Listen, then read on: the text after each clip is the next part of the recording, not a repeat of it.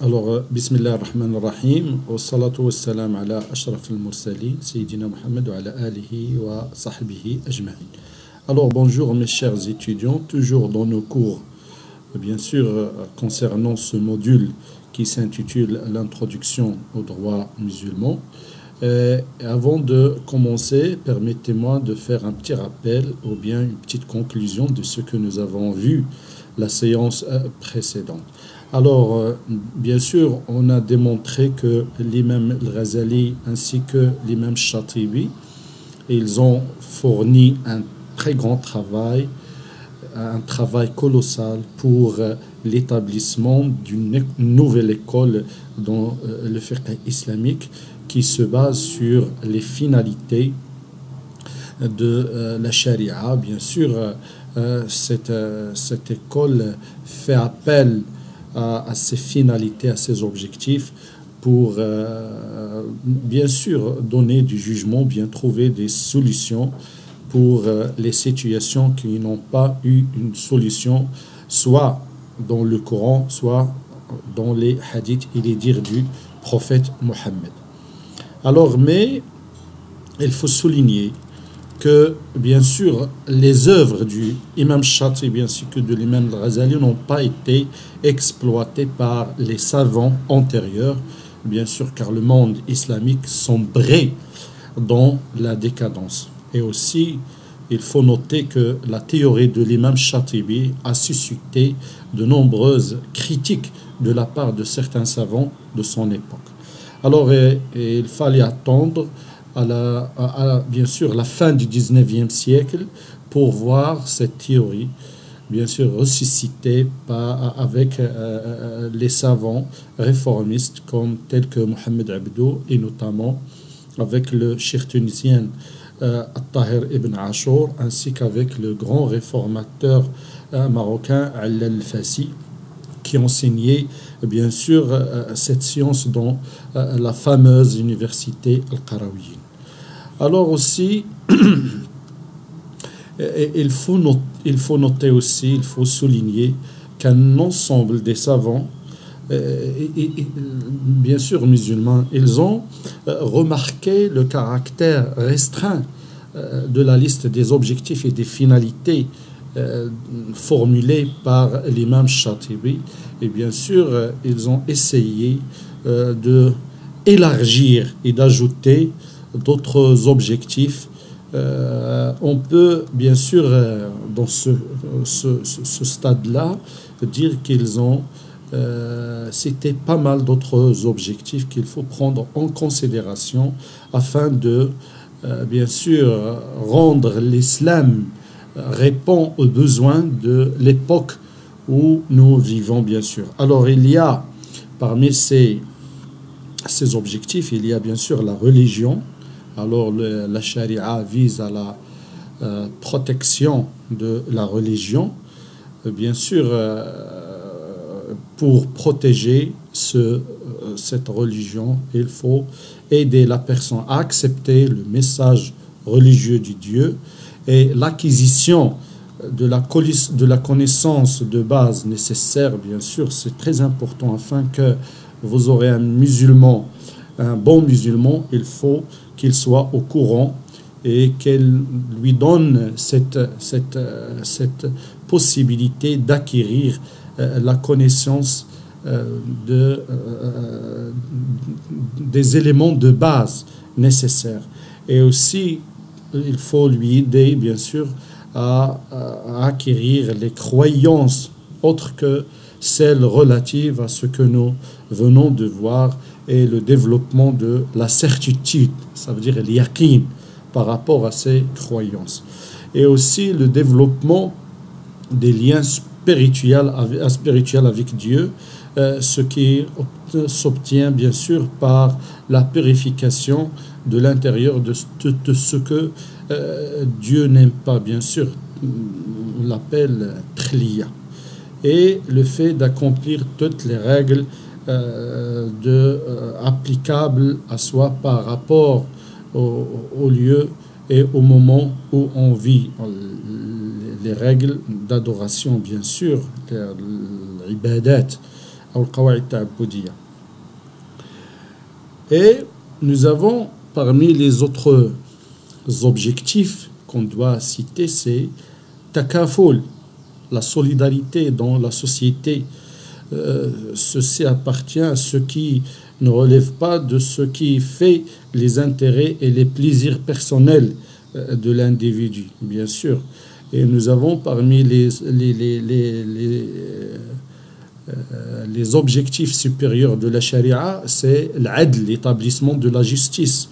Et aussi l'ukhuwa, la fraternité dans la société, avec l'affection et la chaleur humaine, bien sûr. Et aussi, il faut protéger la vie, l'intégrité physique, la santé physique de l'individu. Et nous avons aussi la protection de l'aql, la raison, l'intellect, l'intelligence et la santé mentale de l'individu. Nous avons aussi les biens, la protection du bien, c'est parmi les objectifs. Et nous avons aussi la filiation, nesl, et la famille. Nous avons l'ird, la dignité de l'individu au milieu de ses semblables. Et notre objectif supérieur, c'est la sécurité, l'amn de chaque individu, c'est très important. Et aussi al-hurriya, ou bien la liberté. Et la liberté, dans sa globalité, il faut protéger les libertés de l'individu. Bien sûr, c'est très indispensable et c'est primordial pour la religion, et c'est parmi les objectifs supérieurs de la religion, et ce sont parmi les finalités que la religion vise à protéger. Alors, nous allons voir maintenant, puisque nous étudions le droit musulman, on doit faire une sorte de comparaison entre la religion et les règles émanant de la religion, les règles de droit émanant de la religion, et les règles, bien sûr, du droit positif. D'une autre, si vous voulez, d'une autre façon, c'est quels sont les caractères ou bien les caractéristiques de la charia, ou bien des règles de la charia par rapport au droit positif. Alors, premièrement, parmi les caractères et les caractéristiques qui distinguent la charia, c'est sa source divine. En arabe, on l'appelle rabbaniya. Alors, dans ce sens, la législation musulmane, la charia, se distingue du droit positif par le fait qu'elle est de source divine, ce qui attribue à ces lois une sorte de sacralité incomparable et bien sûr projette dans les cœurs de ceux qui se réfèrent et les croyants en général son amour et son respect. Un respect qui émane de la conviction de sa perfection et de sa hauteur et de son éternité, et non pas de la crainte d'un pouvoir exécutif et de ses dispositifs. En effet, le législateur de ces lois n'est pas un homme limité par l'imperfection humaine, influencé par des facteurs relatifs à l'espace, au temps et au contexte, ou par des éléments de l'ordre, bien sûr de l'hérédité, de l'humeur, des passions et des émotions. Son législateur est celui qui détient la création et l'ordre de l'univers, le maître de tout ce qui s'y trouve, bien sûr, celui qui a créé les gens et connaît parfaitement ce qui leur, bien sûr, est bénéfique et ce qui est dans leur intérêt. Dans ce cadre, on trouve un verset, ou bien le Coran dit, ou bien le Dieu dans son Coran dit, ne connaît-il pas ce qu'il a créé, alors que c'est lui le compatissant, le parfaitement connaisseur. étant donné la source divine de la législation musulmane, il n'appartient à aucun musulman de s'y détourner, qu'il soit gouvernant ou gouverné. En ce qui concerne le gouvernant, Dieu dit dans son Coran وَمَنْ لَمْ يَحْكُمْ بِمَا أَنزَلَ اللَّهُ فَأُولَئِكَ هُمُ الْفَاسِقُونَ. Alors, et ceux qui ne jugent pas d'après ce que Dieu a fait descendre, ceux-là sont les pervers. Et dans un autre verset, ceux-là sont les injustes. Dans un autre verset, ceux-là sont les incroyants. Alors, وَمَنْ لَمْ يَحْكُمْ بِمَا أَنزَلَ اللَّهُ فَأُولَئِكَ هُمُ الْقَوْمُ الْفَاسِقُونَ وفي آية أخرى هم الظالمون وفي آية أخرى هم الكافرون. Alors, un discours dédié et adressé aux gouvernants, il faut appliquer les dispositions du Dieu. Bien sûr, autant qu'autorité, autant que responsable de cette autorité, il faut appliquer ces dispositions, ces enseignements, bien sûr, par la force de la religion. Alors, et en ce qui concerne les gouvernés, il y a un autre discours fort, très fort, adressé aux gouvernés. Alors, ما كان قول المؤمنين إذا دعوا إلى الله ورسوله ليحكم بينهم أن يقولوا سمعنا وأطعنا وأولئك هم المفلحون. Bien sûr, la seule parole des croyants quand on les appelle vers Dieu et son messager pour que celui-ci juge parmi eux, et nous avons entendu et nous avons obéi, et voilà ceux qui réussissent. Alors il y a un autre verset وَمَا كَانَ لِمُؤْمِنٍ وَلَا مُؤْمِنَةٍ إِذَا قَضَى اللَّهُ وَرَسُولَهُ أَمْرًا أَنْ يَكُونَ لَهُمُ الْخِيرَ مِنْ أَمْرِهِمْ وَمَنْ يَعْصَ اللَّهَ وَرَسُولَهُ فَقَدْ ضَلَّ ضَلَالًا مُبِينًا. Alors il n'appartient pas à un croyant ou à une croyante, une fois que Dieu et son messager ont décidé d'une chose, d'avoir encore le choix dans leur façon d'agir. Et quiconque désobéit à Dieu et à son messager s'est égaré, certes, d'un égarement évident, bien sûr. Alors, aussi, parmi les caractéristiques qui distinguent les droits ou bien les règles du droit musulman, c'est le respect et l'acceptation des lois de la charia.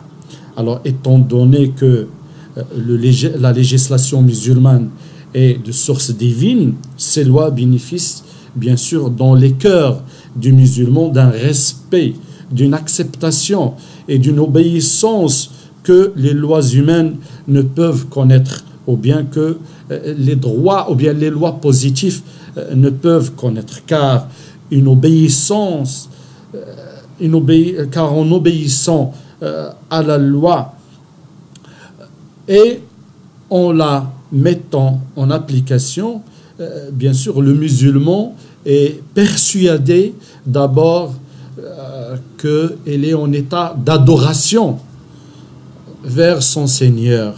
Et là, en même temps, le fait de respecter ces règles, ça veut dire, et ça est égal, adorer son Seigneur. Ceci est une implication de la foi, bien sûr, une exigence de l'islam. فلا وربك يقول الله سبحانه وتعالى dans le Coran on trouve فلا وربك لا يؤمنون حتى يحكموك فيما شجر بينهم ثم لا يجدوا في أنفسهم حرجا مما قضيت ويسلموا تسليما. Non, par ton Seigneur, ils ne seront pas croyants aussi longtemps qu'ils ne t'auront demandé de juger de leurs différends, et qu'ils n'auront éprouvé nul ressentiment pour la sentence que tu auras décidé, et qu'ils s'y soumettent complètement, bien sûr.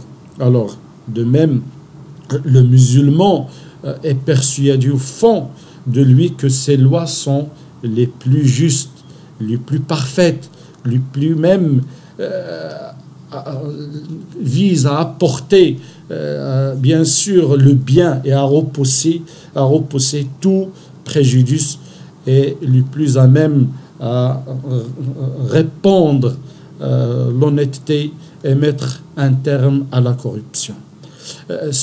Bien sûr, c'est pour cette raison qu'il va les appliquer toutes en étant convaincu de leur justice et leur bonté. En plus, le musulman, bien sûr, croit à ce que le Dieu nous a indiqué et bien sûr les enseignements de l'islam et cités dans le Coran. Alors, une autre caractéristique, bien sûr, mais avant de passer à notre caractéristique, il faut rappeler que pour le musulman, il croit d'une manière très profonde que Dieu l'observe lorsqu'il applique ces règles du droit musulman. Alors, et lorsqu'il tente de les contourner, il est aussi observé par Dieu. On va dans ce cadre citer un verset coranique: فَمَنْ يَعْمَلْ مِثْقَالَ ذَرَّةٍ خَيْرًا يَرَهُ وَمَنْ يَعْمَلْ مِثْقَالَ ذَرَّةٍ شَرًّا يَرَهُ. Alors, quiconque fait un bien fût-ce du poids d'un atome le verra, et quiconque fait un mal fût-ce du poids d'un atome le verra. Alors cette conviction, cette croyance aide ou bien nous donne une sorte de soumission totale et une volonté pour appliquer et pour respecter et observer les règles du droit musulman. Alors aussi, nous avons ce qu'on peut appeler, la chose qui peut concrétiser cette distinction, c'est ce qu'on peut appeler l'empressement pour l'exécution des lois de la charia ou bien les dispositions du droit musulman par adoration. On peut l'appeler l'isti'dad ou al-raghba al-hatita. C'est l'empressement pour l'exécution. Il est prêt pour le musulman autant que croyant, il est prêt pour appliquer ces dispositions, ces règles du droit musulman. Alors, c'est pour toutes ces raisons que le musulman s'empresse de se conformer aux lois de la législation musulmane en appliquant ces injonctions, l'awamir, et en s'écartant de ces interdits, ça veut dire nawahi, en totale acceptation et quiétude, poussée par la voie de la conscience et non pas par la matraque du gendarme. Et même s'il lui arrive d'être dépassé, c'est le musulman bien sûr, le croyant, par ses passions et par son égoïsme, et transgresse les lois dictées par la charia, et il ressentira un profond mal-être à cause des péchés, du péché bien sûr, jusqu'à ce qu'il se répand et se purifier de ce qu'il a commis. C'est ainsi que nous pouvons voir du temps du prophète Mohammed sallallahu alayhi wa sallam, du musulman qui se livrait pour subir la peine établie par la législation pour le crime qu'ils ont commis secrètement, de plein gré, sans être arrêtés par les gendarmes ni avoir fait l'objet d'une plainte, mais poussés par la foi, en insistant bien sûr pour subir cette peine en vue de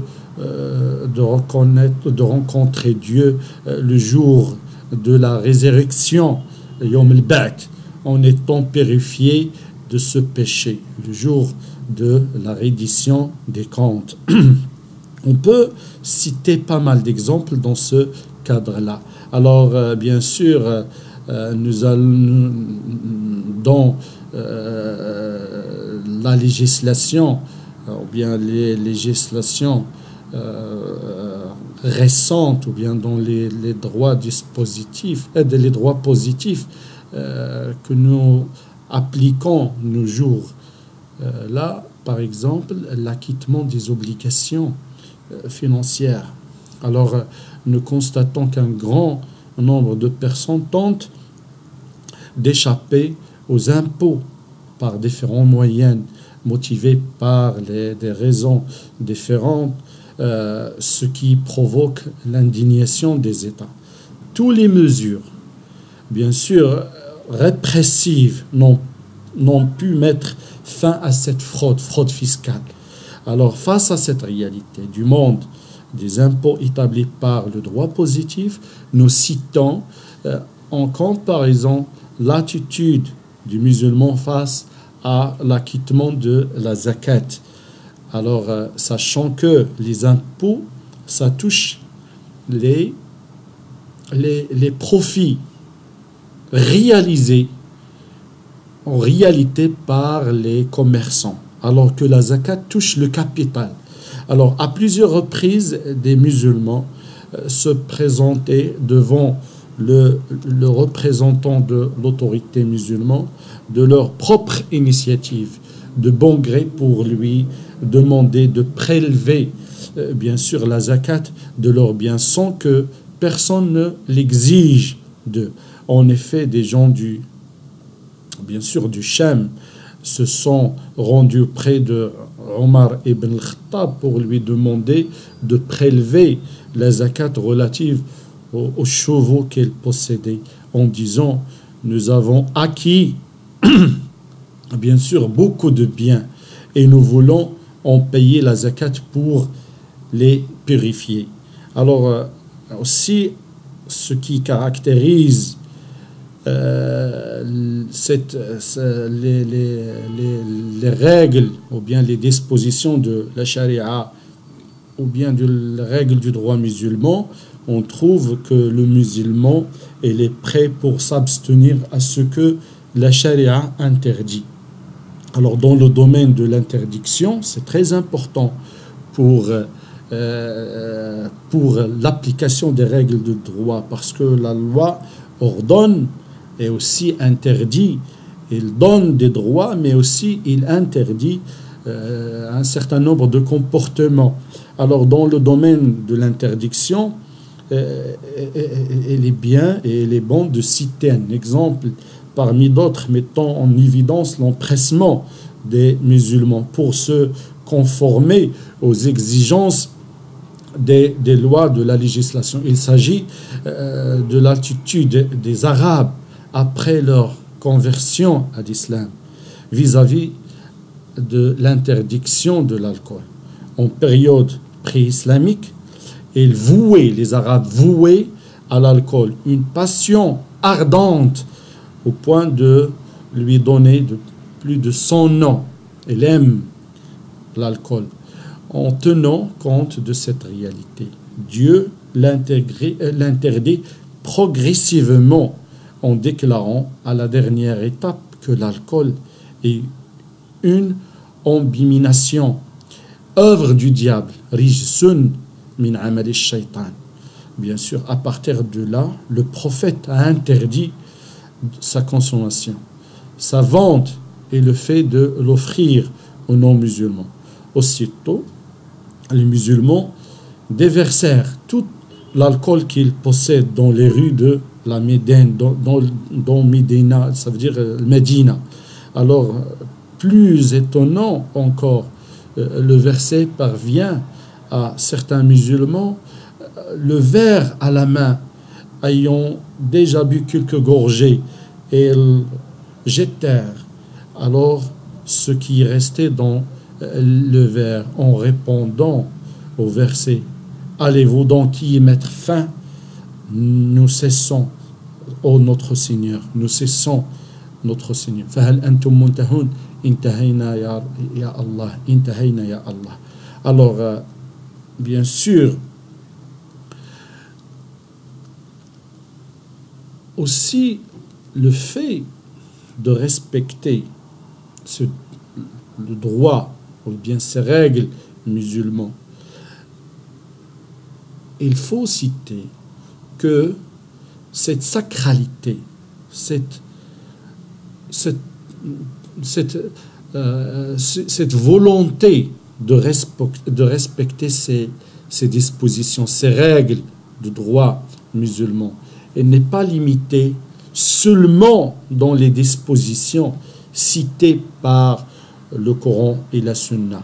Bien sûr, elle englobe également les lois établies par l'ijtihad dans le but d'organiser la société déduite, bien sûr, par les représentants de l'autorité en se référant à l'intérêt général indéterminé, à l'maslaha al-mursala. Bien sûr, on peut ici citer quelques exemples très importants. Alors, les Hanafites, les Hanafiya, stipulent que les savants Hanafites stipulent que si le représentant de l'autorité ordonne aux gens, en temps bien sûr de disette ou de famine, de jeûner un jour, il est de leur devoir, d'un point de vue religieux, de le jeûner. Et il ne leur pas permis de lui désobéir sans raison. Ya ayyuhalladhina amanu, toujours en se basant sur un verset coranique, Ya ayyuhalladhina amanu, ati'u Allah wa ati'u Rasul wa ulil amri minkum. Alors, ô les croyants, obéissez à Dieu et obéissez aux messagers et à ce que d'entre vous qui détient le commandement. Alors, aussi, il y a une autre distinction entre le droit positif et le droit musulman. Le droit positif est composé des lois exclusivement civiles et profanes, non sacrées, bien sûr. Il ne vise qu'à prendre en considération ce qui est apparent et s'en remet essentiellement pour leur application à la force de l'autorité. Les récompenses et les sanctions s'y rattachent sont uniquement matérielles. Elles ne laissent bien sûr aucune place à l'idée des licites ou de l'illicite, ni aux intentions du cœur, ni à la croyance du jugement devant Dieu, ni à l'entrée du paradis ou en enfer. C'est pour cette raison que si le pouvoir exécutif ou les tribunaux se trompent ou commettent des dérives, et s'il devient possible aux citoyens d'échapper à la justice par la force, la ruse ou l'habileté de sa langue ou la preuve falsifiée, il le fera sans se gêner, bien sûr. Quant à la charia, c'est à la fois une organisation spirituelle et civile, religieuse et matérielle. C'est pour cette raison qu'elle s'appuie sur la barrière spirituelle et morale à côté de la force de l'autorité et le contrôle de l'État. Bien sûr, elle établit la récompense dans l'au-delà à côté de celle dans le bas monde, le monde où nous vivons, bien sûr. Elle lie, bien sûr, le musulman à la conception du licite et de l'illicite.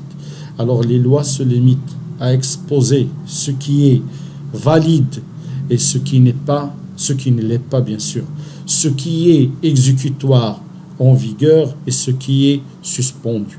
Mais la charia rajoute à ceci le fait de désigner telle chose comme étant licite ou telle autre comme étant illicite, bien sûr.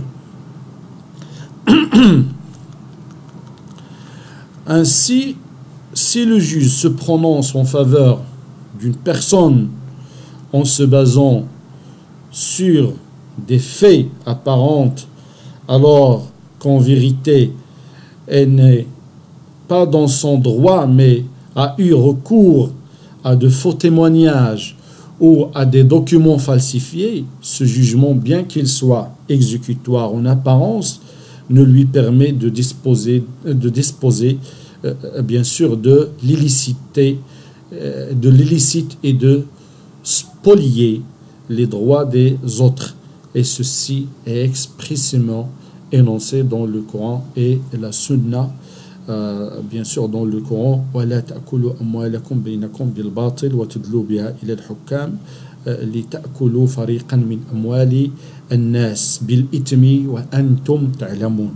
Et ne mangez pas mutuellement et illicitement vos biens, et ne vous en servez pas pour corrompre des juges pour vous permettre de manger une partie des biens des gens injustement et sciemment. Alors aussi, nous avons un hadith où le prophète a dit « Vous vous disputez auprès de moi. Or, je suis un être humain et certains peuvent se montrer plus persuasifs que d'autres dans leur argumentation. Je me prononce alors en sa faveur et me basant sur ce que j'ai entendu. Aussi, si j'accorde à l'un de vous ce qui revient de droit à son frère, je lui donnais en vérité une part du feu, qu'elle la prenne ou la délaisse. » Alors,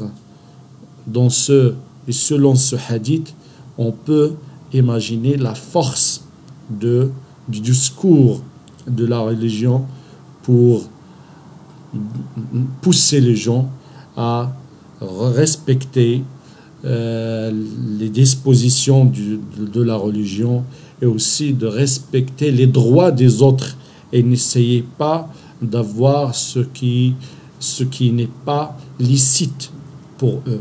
Alors je crois que c'est assez pour cette séance. Vous pouvez vous disposer et on se verra la prochaine, Inch'Allah.